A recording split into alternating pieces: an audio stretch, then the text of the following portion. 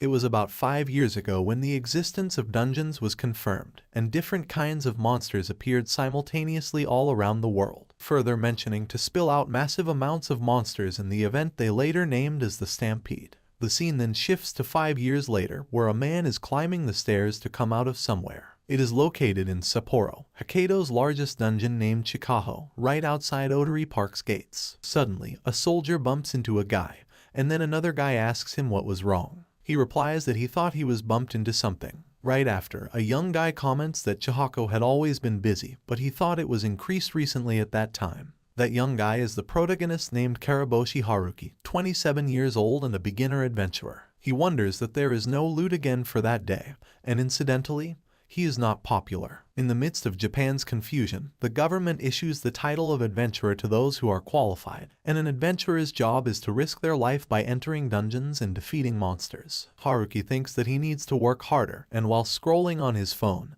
he sees a man sitting in front of a bench of interviewers. The man states that he is confident in any harsh environment since he used to be an adventurer, and then one of the interviewers thinks that he might appeal as a company mascot. The protagonist, while looking at his phone, guesses that there are those who use adventuring to gain an advantage in job hunting. As he moves ahead, someone comments that it was Tatsun, and he reads his blog. Another girl exclaims that she is also a huge fan of him. After that, Karaboshi swipes his phone screen again and further thinks that he also has a blog, but no one reads it. The next scene then shifts to a road on which the protagonist is driving his car to reach his home. As he sees a garbage collection van, he comments that the area is mostly ruined. After reaching his destination, he opened the shutter of a warehouse, and just then, he got completely shocked as there was a huge hole inside of it. He wondered if it was a sinkhole, but as he moved further, he realized that it was a dungeon entrance and got confused about how and why it was formed. After a while, he got so happy as he found his snowplow, which was worth around 300,000 yen, and he remembered that he worked so hard to buy that. He further thought if he would have to shovel snow by hand and, before that, how would he survive the winter? Suddenly, his sight went to a tablet lying down over there. He pondered if it was a nameplate,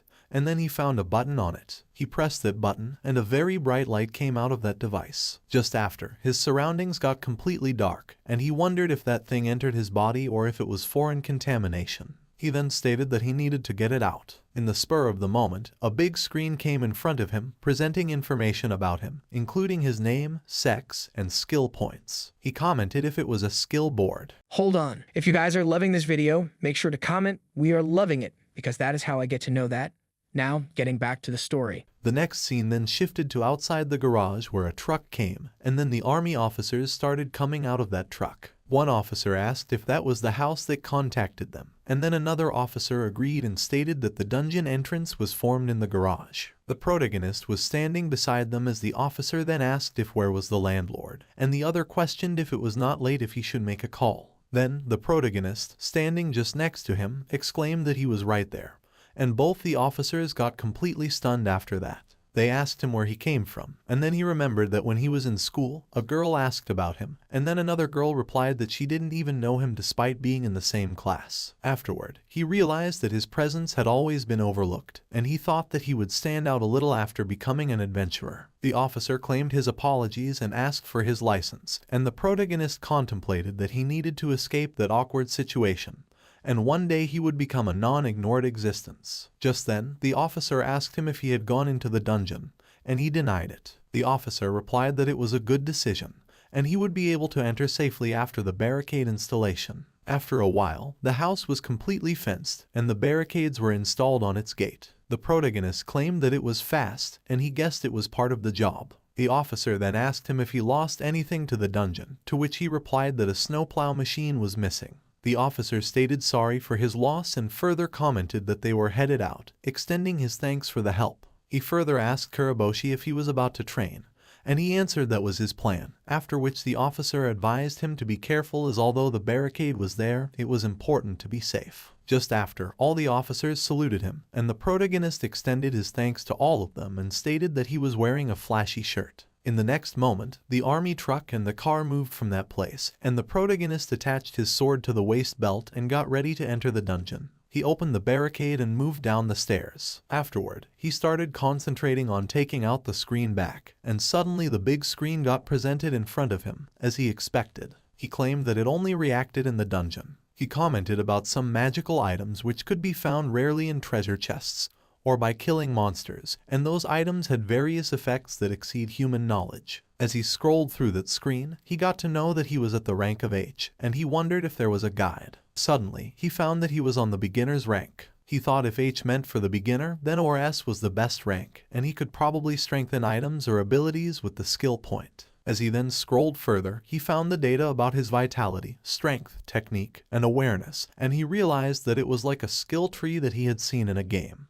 Afterward, he found that, as per the data, his overall stats were 0 in every aspect, and he was classified as stealth. Then he wondered if that wasn't a bad feeling after all, and if he didn't basically have that already maxed. And then he asked what was that special on the screen and wondered that it was probably not a hobby or trait. Then, he got surprised by looking at the growth rate, as the screen presented that the power gained from killing monsters increased. He tapped 3 times on the screen and got frustrated as he put all his points into the growth rate. He pondered that he should have given that more thought, as he might have had other good skills. And then, he moved further down the stairs and wondered if there was a way to reallocate the points. Later on, he got amazed as he entered into a big cave where its walls were sparkling, and he claimed that it was a bit bright. He further wondered if those walls emitted the light and exclaimed that the wall was clay-like but still hard. Suddenly, a big creepy creature came from behind him, and as his sight went at it, he screamed that it was a huge centipede. He remembered, according to the wiki, it was a beginner-level monster whose movement was very slow, and its weakness was its antennae and head. He pondered that since it used its antennae to sense, then it wouldn't be able to bite him if he cut them off, and he claimed that he could kill it by smashing the head.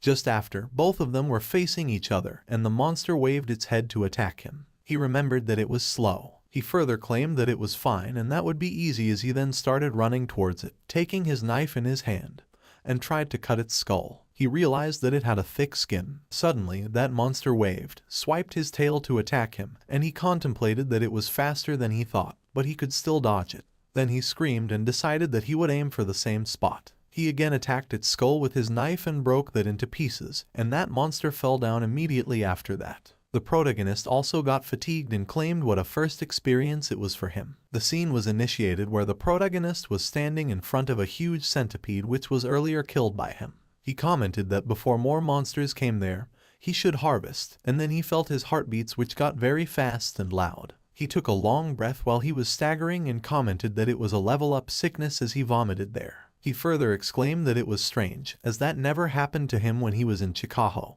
and wondered if that was thanks to the growth rate or might be it was because of the centipede. Just after, he cut its leg with his knife of that monster and thought that it was quite a lot of XP for something that weak, and if he could use that shell as armor. He further asked if that was a normal first experience. After a while, he cut all the legs of that monster and put its shells together as he then asked if he did it like that and further added that with that much, he could probably make a set of armor and it would also sell for a reasonable price. He took a shell in his hand and claimed that he couldn't bring it out like that as that wouldn't fit in his bag. He looked at the meat of the centipede and wondered if he could eat it like that, as he then remembered that the ancestors divided monsters into 2 types, those which could be eaten, and those which couldn't. He sliced the meat with his knife and put that piece of meat in his mouth, and while he was chewing, he commented that it was an odorless and tasteless centipede, further mentioning that it was not that he couldn't eat it, but there was no point if there was no flavor. He exclaimed that since the dungeons appeared, the crude oil prices had soared, and food shortages emerged. He further added that even vegetables were considered as rich people's food, and he guessed that he could eat the centipede as a last resort. The next scene then shifted to another house, which was just next to the house of the dungeon.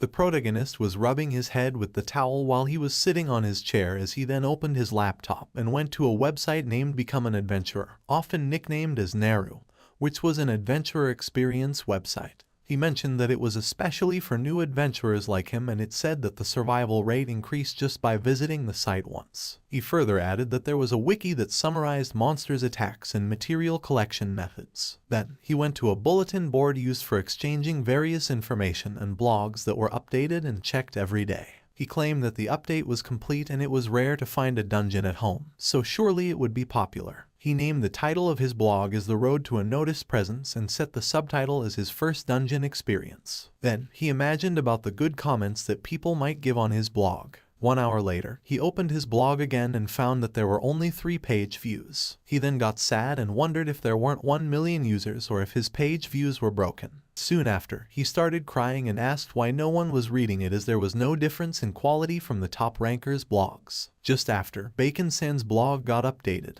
and he commented that those were the highest ranking in various points on blogs on Naru. As a ranker, he got to hear from various companies, further mentioning that equipment was given free of charge, and money was given through the collaboration model. He exclaimed that one of them was Bacon, who was a popular ranker and used to teach beginners in his free time. The nickname given to him was Muscle Old Man, and he enjoyed adventuring on his own, further adding that despite being enjoyment-focused, his ability was the real deal. Afterwards, he stated that on the opposite side was Masatsugu, who was serious and focused, actively going to dungeons and deeply researching them. He had various nicknames, including Strategist, Hero, and Unwavering Ranker, further mentioning that he held the record for the deepest dive into the hardest dungeon in Japan, which was Shinjuku Station. The protagonist exclaimed that Masatsugu had no updates and wondered if he was on an expedition. He expressed his desire that he wanted Bacon to teach him too. Afterwards, he scrolled the screen further and commented about Shiger, the only top 10 ranker who was a woman. She had been training in a dojo since she was young and had never lost a fight. He wondered if Shiger was also on an expedition and commented that everyone was so cool.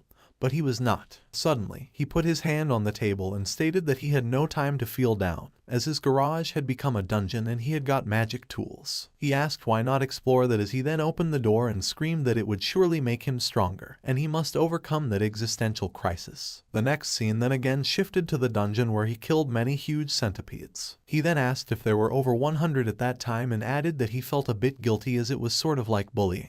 He exclaimed that he had gotten used to level up sickness. Afterwards, he moved further into the dungeon, and as he was moving, he was preparing the map of that dungeon. Then, he claimed that he had finished mapping the first floor with that. Suddenly, he listened to some voices, and as he looked upwards, he got completely shocked as there were a lot more centipedes. He ran towards them, taking his knife in his hand, and cut the head of one of the centipedes. Just after, another attacked him, at which he hit his elbow, and it fell down. The protagonist was amazed to see that the centipede fell down with just one hit, and he wondered that he only beat one before that day, and he was out of air a lot. He further exclaimed that it felt like it was not his own body and wondered if that was because of growth rate. As he killed one by one all the centipedes there, he thought that in Chicago there were too many people in competition, and he had killed over 200 in just a few days. He pondered that even though he was rapidly growing, it didn't feel like it, and even if he got better physically, his strength would have maxed already. He further mentioned that he didn't really need to train the basics anymore and he also needed a new weapon.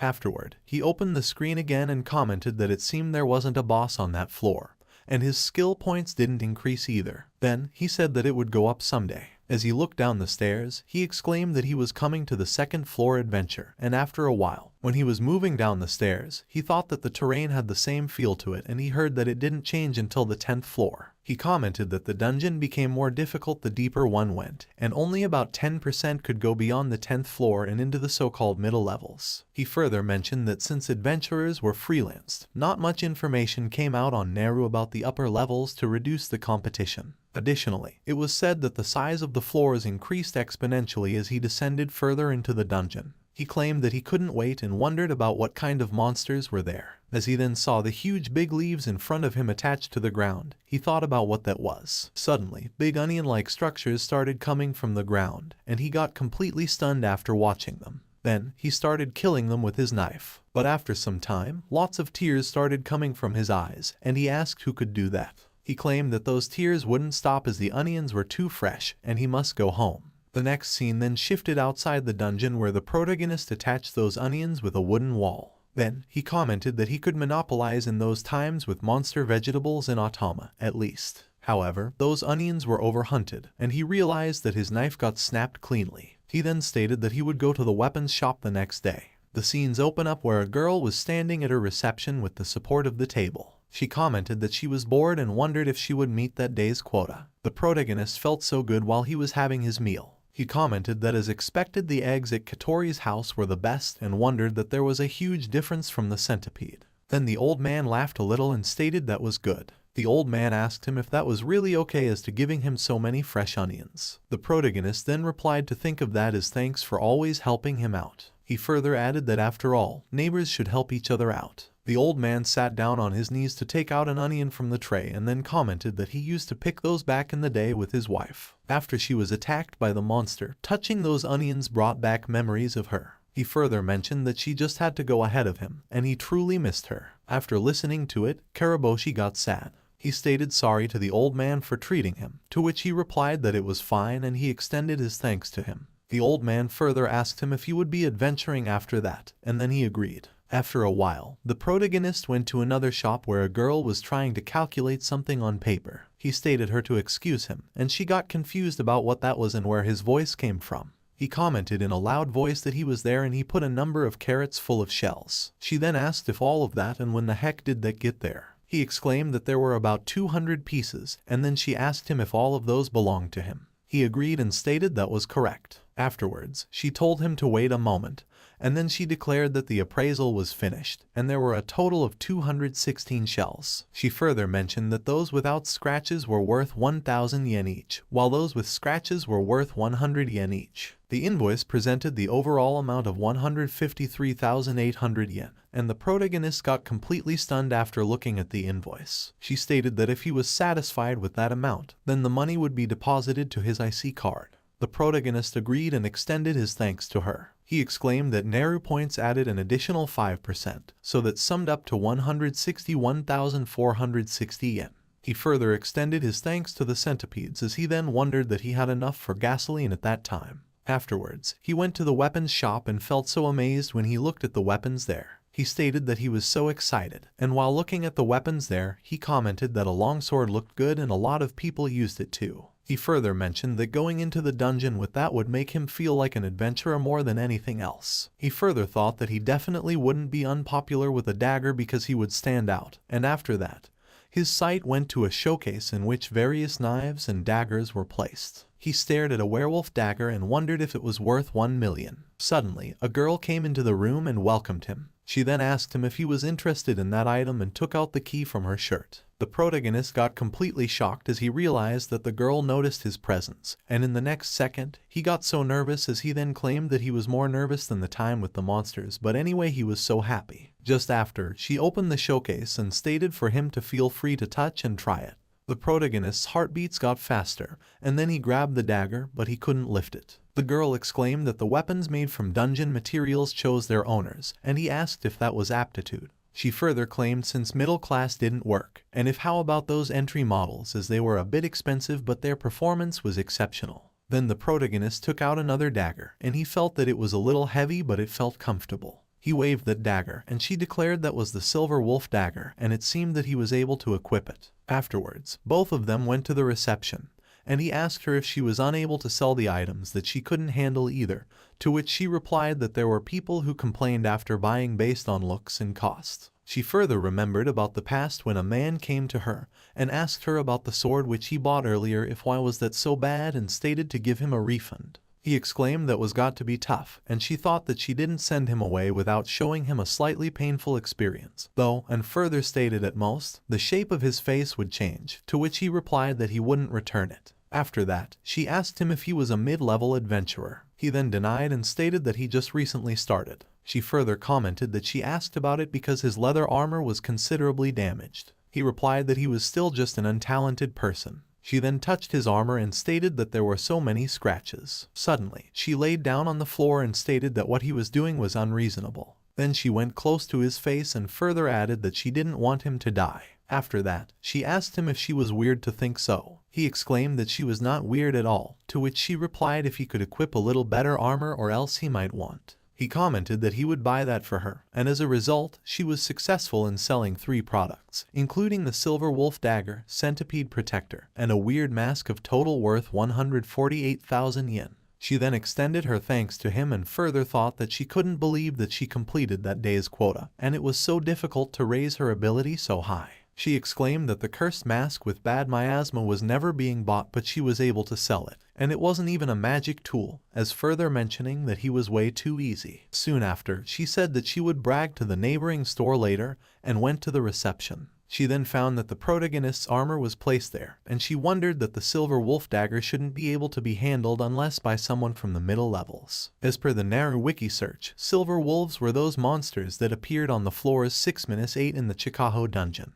and their fangs could be turned into high-quality weapons that worked well in the middle levels. She thought about the protagonist and wondered why did he say that he was a beginner, and stated if who cares. Karaboshi got worried and asked himself why did he buy so much. The next scene then shifted to the underground floor 1 of Chikaho where a lot of people were gathered there. He wondered after experiencing the real garage dungeon as he couldn't understand why Chikaho was so appealing to people. Then there was a girl who came and stated sorry as she was late, and the another asked if where were they going next. Later on, the protagonist pondered that usually he had to compete for monsters in the first and second floors, but that day would be different. He further added that one day he would go to that dungeon's deepest level. Afterwards, he went upstairs and sat behind a huge rock where he opened the screen again, and then found that his skill level went up. Later on, when he reached the deepest floor, he wondered that as expected, that updated his status and it gave him skill points. He then guessed that he couldn't get them from outside the dungeon or if it was too easy. After a while, he cut the head of a huge bug there and commented that it was so weak. He asked if the centipedes would still be challenging as he then further wondered. He wondered if that was due to his dagger, and then he remembered about the scared clerk who said that its performance was good.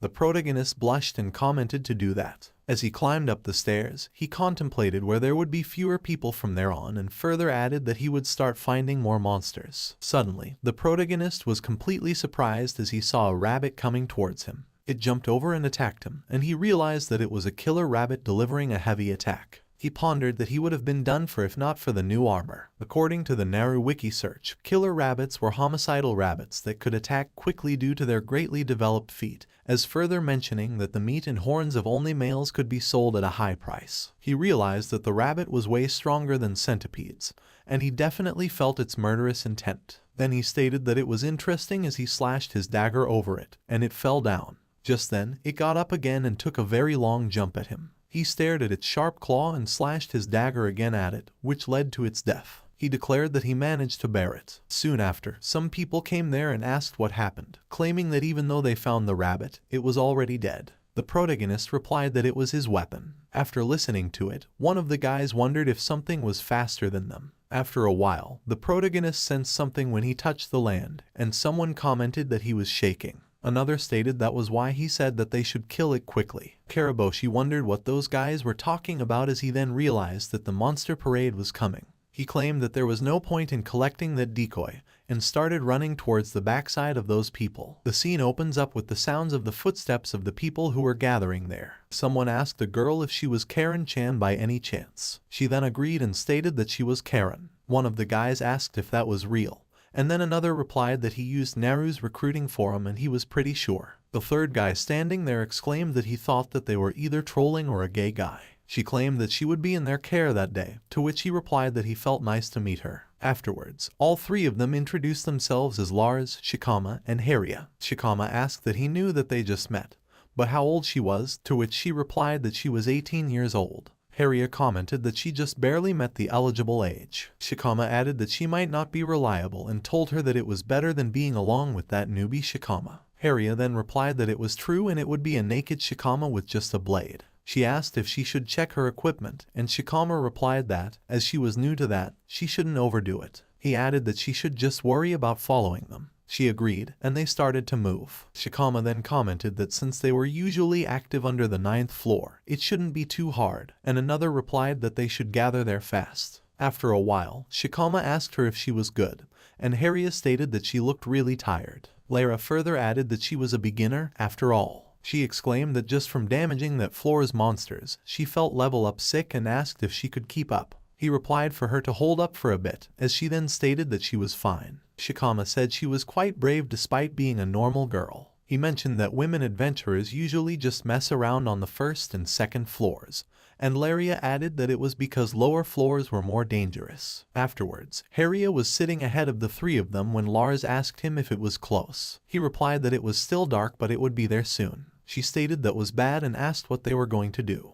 Then, he screamed that they needed to run at that time. She asked for the reason, and he replied that it was a monpair. She then further asked about the monpair, and he stated that it was a big monster parade. As per the Naru wiki search, Monster Parade was a large migration of monsters in a dungeon, further mentioning that the causes were various, but it was recommended that adventurers prioritize retreating. Just after, she realized that she needed to run as they were leaving her, and she stated to them to wait for her. They asked her what she was waiting for, and then Haria commented that he heard fighting from ahead. Laria asked what was he doing, to which Shikama replied that he was not a man if he didn't help. He asked them further if he wanted them to catch up, and another exclaimed that they couldn't wait. She wondered why they were arguing, and after that, she noticed that all of them held their weapons properly. She wondered if they were going to fight and further stated that she couldn't believe and she was really glad that she was with such strong people. As a result, she decided to get behind them so she wouldn't interfere. But right after, Shikama hit her with his shield, which made her fall on the ground. Then he stated sorry, but she was going to be a decoy, and then another commented to get out of there. She screamed to wait and then looked behind her as she found that many monster rabbits were there. Suddenly, some of the rabbits were killed by a sword, and she screamed that she didn't want to die, calling out for someone to save her. The protagonist started running, and he thought that the sound of those monsters was getting louder. He came out of a small cave and looked that lots of rabbit monsters were running towards the girl. And in the very next second, he opened the screen and improved his strength by just 1 point. As the rabbits were going to attack on the girl, the protagonist wearing the mask came to her and started killing the monsters. All the rabbit monsters started falling as they got killed, and he commented that it felt completely different even though it was only raised 1 point. He further stated that his body was hot. He felt sick and his head hurt, but still, it was so fun and that was adventuring. Afterwards, he got tired as he killed hundreds of rabbits and then claimed that he was glad that he lived. The girl wanted to say something, and he asked if it was his mask that was stopping her from saying her own words. Then she stated sorry for making a strange noise, to which he replied that it was fine and asked further if he should take it off. She held his hand, and while crying, she extended her thanks for saving her life. She further commented that she thought that she was done for her life, and the protagonist then realized that the girl was still alive, and he was really glad that he could help her. After a while, he extended his thanks for helping with the material collection, and she replied that her name was Karen Kurosaki. He introduced himself as Haruki Karaboshi. She wondered if he was not going to take off the mask, and then he commented to head back up. She stated for him to let her carry his one bag, and after that, she asked him if he was a Sapporo ranker, to which he replied that he was just a beginner. She exclaimed that he charged into a monpair and asked if he still was a beginner, and then he agreed and replied that he went into a self-centered daze. She asked if that was real, and he stated that he was even more surprised, further mentioning that it was thanks to the skill board. Then she said that she passed by a party of 3 guys on the way to the monpair, as she then asked further if he knew them. She exclaimed that they were the guys who were recruiting new members for their party on the Naru site, and she thought that they would help her in leveling up. But in the end, they just left her dying in front of those monsters. The protagonist exclaimed that it was an adventurer's job to protect people, and he couldn't forgive those who recklessly work or abandon the weak. He then further added that there were times when the adventurer had to abandon his comrades, but those guys couldn't be forgiven. The scene opens up where a receptionist was standing behind the desk, and another girl was requesting her to look at that. She exclaimed that as compared to the previous years, her store's income statement had gone up by 200%, and she further asked if that store was doing good. The receptionist told her to shut up as she was seriously annoying. She added that even though they were both branch managers, she was her senior if she knew, to which the girl replied that being her senior because of her years in service was nonsense. She further commented that in that day and age, it was all about her results between herself, a young and beautiful woman who had given results, and the receptionist, who was average in everything and a bit of an elder. Then she added that who was the one excelling should be obvious in a single glance. The receptionist got mad and asked who she was calling an elder. Right after, the protagonist carrying the materials came there with Karen, and as the girl standing there saw him, she just hid herself behind the desk. He exclaimed that he would like to sell those and stated to the receptionist to check all the materials. The girl wondered about his mask and realized that it was that customer who came to her store earlier. The receptionist asked him if those were killed rabbit horns, and Karen then commented that she thought there were around 100 of them. The receptionist got completely shocked after listening to it. The girl thought that killer rabbits were not a monster that a beginner could manage and further contemplated if he took down 100 rabbits in the course of an afternoon. Later on, she denied and stated that females didn't have horns, so it was possible that there were even more. She commented that it was not a beginner-level bronze at all if the adventurer was to do it underhandedly. After that, the receptionist extended her thanks to them for waiting and stated that his appraisal of 101 killer rabbit horns would be worth 202,000 yen. She further asked him if that assessment was right and if he wanted to use the team division feature. He asked her what that was, to which she replied that it was a feature where the amount to be paid would be divided and then paid out separately by them. She mentioned that it came with service points, so it was a good deal, and then commented to do it. Karen declared it was bad as she didn't do anything.